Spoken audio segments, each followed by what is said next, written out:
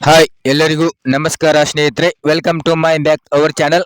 ನೀವು ನೋಡ್ತಾ ಇದ್ದೀರಾ ಕನ್ನಡ ಜಗತ್ತು ಅಥಣಿ ಚಾನಲ್ ಅನ್ನ. ಇವತ್ತಿನ ವಿಷಯ ಏನಪ್ಪಾ ಅಂತಂದ್ರೆ ಕರ್ನಾಟಕ ಒಂದು ಬಜೆಟ್ ಮಂಡನೆ ಮಾಡಿದ್ರು ಸಿದ್ದರಾಮಯ್ಯ ಅವರು. ನೋಡ್ತಾ ಹೋಗೋಣ, ಇಲ್ಲಿ 2024 ಮತ್ತು 25ನೇ ಸಾಲಿನ ಒಂದು ರಾಜ್ಯ ಬಜೆಟ್ ಗಾತ್ರ ಏನಪ್ಪಾ ಅಂತಂದ್ರೆ 3.80 ಲಕ್ಷ ಕೋಟಿ ರೂಪಾಯಿ ಆಗಿದ್ದು, ಈ ಬಾರಿ ಏನಪ್ಪಾ ಅಂತಂದ್ರೆ ವಲಯವಾರು ವಿಂಗಡಣೆ ಮಾಡಿ ಮುಖ್ಯಮಂತ್ರಿ ಸಿದ್ದರಾಮಯ್ಯ ಅವರು ಏನಪ್ಪಾ ಅಂತಂದ್ರೆ ಪ್ರಸಕ್ತ ಸಾಲಿನ ಒಂದು ಬಜೆಟ್ ಅನ್ನ ಮಂಡನೆ ಮಾಡಿದ್ರು. ಇನ್ನು ರಾಜ್ಯ ಸರ್ಕಾರ ಗ್ಯಾರಂಟಿ ಯೋಜನೆಗಳು ಸೀಮಿತವಾಗಿರುವುದಿಲ್ಲ ಎಂದು ಸಿದ್ದರಾಮಯ್ಯ ಏನಪ್ಪಾ ಅಂತಂದ್ರೆ ಬಜೆಟ್ ಮಂಡನೆಯ ಆರಂಭದಲ್ಲೇ ಗ್ಯಾರಂಟಿ ಯೋಜನೆಗಳ ಬಗ್ಗೆ ವಿಪಕ್ಷಗಳ ಒಂದು ಟೀಕೆಯನ್ನು ಕೂಡ ಉಲ್ಲೇಖವನ್ನು ಕೂಡ ಮಾಡಿದ್ರು.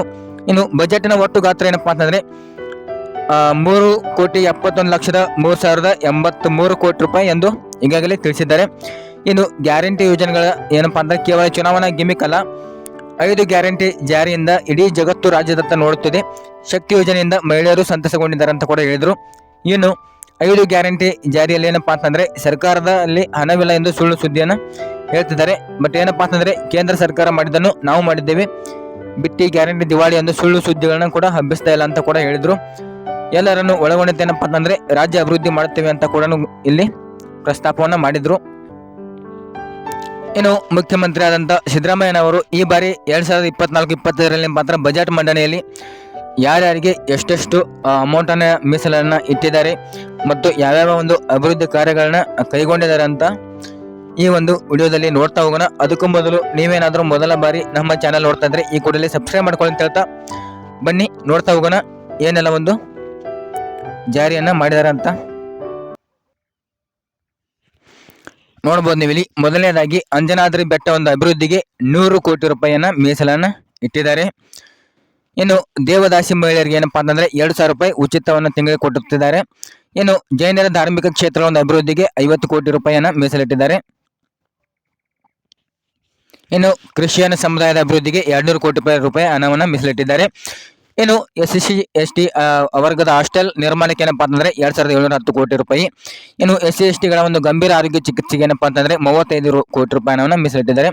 ಇನ್ನು ವಕ್ಫ್ ಬೋರ್ಡ್ಗೆ ಏನಪ್ಪಾ ಅಂತಂದ್ರೆ 100 ಕೋಟಿ ರೂಪಾಯಿ ಮೀಸಲನ್ನ ಇಟ್ಟಿದ್ದಾರೆ.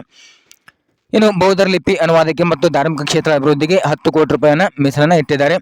ಇನ್ನು ST ವರ್ಗದ ಯೋಜನೆಗಳಿಗೆ ಏನಪ್ಪಾ ಅಂತಂದ್ರೆ 11,550 ಕೋಟಿ ರೂಪಾಯಿ ಮೀಸಲಾತಿ ಇಟ್ಟಿದ್ದಾರೆ. ಇನ್ನು SC ವರ್ಗದ ಯೋಜನೆಗಳಿಗೆ 27,674 ಕೋಟಿ ರೂಪಾಯಿ. ಇನ್ನು ಕನಕದಾಸರ ಒಂದು ಅಧ್ಯಯನ ಕೇಂದ್ರಕ್ಕೆ ಏನಪ್ಪಾ ಅಂತಂದ್ರೆ 1 ಕೋಟಿ ರೂಪಾಯಿಯನ್ನ ಮೀಸಲನ್ನ ಇಟ್ಟಿದ್ದಾರೆ. ಇನ್ನು ಎಲ್ಲಾ ಕಚೇರಿಯಲ್ಲಿ ಏನಪ್ಪಾ ಅಂತಂದ್ರೆ ಬಸವಣ್ಣವರ ಒಂದು ಭಾವಚಿತ್ರವನ್ನು ಕಡ್ಡಾಯವನ್ನು ಮಾಡಿರಬೇಕು ಅಂತ ಹೇಳಿದ್ದಾರೆ. ಇದಲ್ಲದೆ ಇನ್ನು ಕೂಡ ಏನೇನೆಲ್ಲ ಏನಪ್ಪಾ ಅಂತಾರೆ ಜಾರಿಗೆ ಮಾಡಿದ್ದಾರೆ ಅಂತ ನೋಡೋಣ. ಇನ್ನು ಬಜೆಟ್ ನಲ್ಲಿ ಹೊಸದು ಏನೇನಿದೆ ಅಂತ ನೋಡೋದಾದ್ರೆ ಕೃಷಿ ಪದ್ಧತಿಗೆ ಪ್ರೋತ್ಸಾಹವನ್ನು ನೀಡುವಂತ ರೈತ ಸಮೃದ್ಧಿ ಯೋಜನೆ ಜಾರಿಗೆ ತರಲಾಗಿದೆ. ಇನ್ನು ಕೃಷಿ ಯೋಜನೆ ಜಾರಿಗೆ ತಾಲೂಕಿಗೆ ಏನಪ್ಪಾ ಅಂತಂದ್ರೆ 1 ಕೋಟಿ ರೂಪಾಯಿ.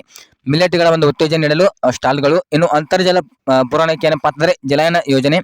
ಇನ್ನು ವಿದ್ಯುತ್ ವಾಹನಗಳ ಒಂದು ಉತ್ತೇಜನಕ್ಕೆ ನೀತಿ ಏನಪ್ಪಾ ಅಂತಂದ್ರೆ ಜಾರಿಗೆ. ಇನ್ನು ಹೊಸ ಕೈಗಾರಿಕಾ ನೀತಿಯನ್ನ ಜಾರಿಗೆ. ಆಮೇಲೆ ಧಾರವಾಡದಲ್ಲಿ ಕೈಗಾರಿಕಾ ಕ್ಲಸ್ಟರ್ ನಿರ್ಮಾಣ. ಇನ್ನು ಇನ್ಬೋಲಿಟೇಟ್ ಮತ್ತು ಲಾಜಿಸ್ಟಿಕ್ಗೆ ಒತ್ತನ್ನು ನೀಡಿದ್ದಾರೆ. ಇನ್ನು ಖಾಲಿ ಹುದ್ದೆಗಳ ಒಂದು ಭರ್ತಿಯತ್ತ ಚಿತ್ರಣ ಕೂಡ ಕೊಟ್ಟಿದ್ದಾರೆ. ಇನ್ನು ಬಡವರಿಗಾಗಿ ವಸತಿ ಯೋಜನೆ ಅಂತ ಹೇಳ್ಬೋದು. ಇನ್ನು ಶಾಲಾ ಕಟ್ಟಡಗಳ ಒಂದು ದುರಸ್ತಿಗೆ ಆದ್ಯತೆ ನೀಡಿದ್ದಾರೆ. ಇನ್ನು ಆವಿಷ್ಕಾರ ಮತ್ತು ಸಂಶೋಧನೆಗೆ ಆದ್ಯತೆ ನೀಡಿದ್ದಾರೆ. ರಾಜ್ಯದಲ್ಲಿರುವ C ದರ್ಜೆಯ ದೇವಾಲಯಗಳ ಒಂದು ಅಭಿವೃದ್ಧಿ ಮತ್ತು ನಿವೃತ್ತ ಒಂದು ಅರ್ಚಕರಿಗೆ ನೆರವನ್ನು ಕೂಡ ನೀಡಿದ್ದಾರೆ. ಇನ್ನು ಸಾರಿಗೆ ನಿಗಮಗಳಿಗೆ ಹೊಸ ಬಸ್ಗಳ ಒಂದು ಖರೀದಿ. ಇನ್ನು ಪ್ರವಾಸಿ ಸ್ಥಳಗಳ ಒಂದು ಅಭಿವೃದ್ಧಿ. ಇನ್ನು ಸಾಮರಸ್ಯ ಕಾಪಾಡಲು ಏನಪ್ಪಾ ಅಂತಂದ್ರೆ ವಿಶೇಷ ಯೋಜನೆ. ಅಪೌಷ್ಟಿಕತೆ ನಿವಾರಣೆಗೆ ಆದ್ಯತೆ. ಆಮೇಲೆ ಸ್ಟಾರ್ಟ್ ಅಪ್ಗಳಿಗೆ ನೆರವು. ಇನ್ನು ರಸ್ತೆ ಜಾಲ ಅಭಿವೃದ್ಧಿ, ಹೊಸ ಮೆಡಿಕಲ್ ಕಾಲೇಜನ್ನು, ಆಮೇಲೆ ಪತ್ರಕರ್ತರ ಒಂದು ಕ್ಷೇಮಾಭಿವೃದ್ಧಿ ನಿಧಿ ಸ್ಥಾಪನೆಯನ್ನು ಮಾಡುವ ಕುರಿತು ನೋಡಿದಲ್ಲ ಸ್ನೇಹಿತರೆ. ಇಷ್ಟೆಲ್ಲ ಒಂದು ಯೋಜನೆಗಳನ್ನ ಜಾರಿಗೆ ತಂದಿದ್ದಾರೆ ಬಜೆಟ್ ಮಂಡನೆಯಲ್ಲಿ. ಸ್ನೇಹಿತರೆ, ಈ ಒಂದು ವಿಡಿಯೋ ನಿಮಗೆ ಇಷ್ಟ ಆಯಿತು ಅಂತ ಅನ್ಕೋತೀನಿ. ಇಷ್ಟ ಆದರೆ ಹಾಗೆ ಲೈಕ್ ಮಾಡಿ, ಕಮೆಂಟ್ ಮಾಡಿ, ಶೇರ್ ಮಾಡಿ ಅಂತ ಹೇಳ್ತಾ ಈ ಒಂದು ವಿಡಿಯೋನ ಎಂಡ್ ಮಾಡ್ತಾ ಇದ್ದೀನಿ.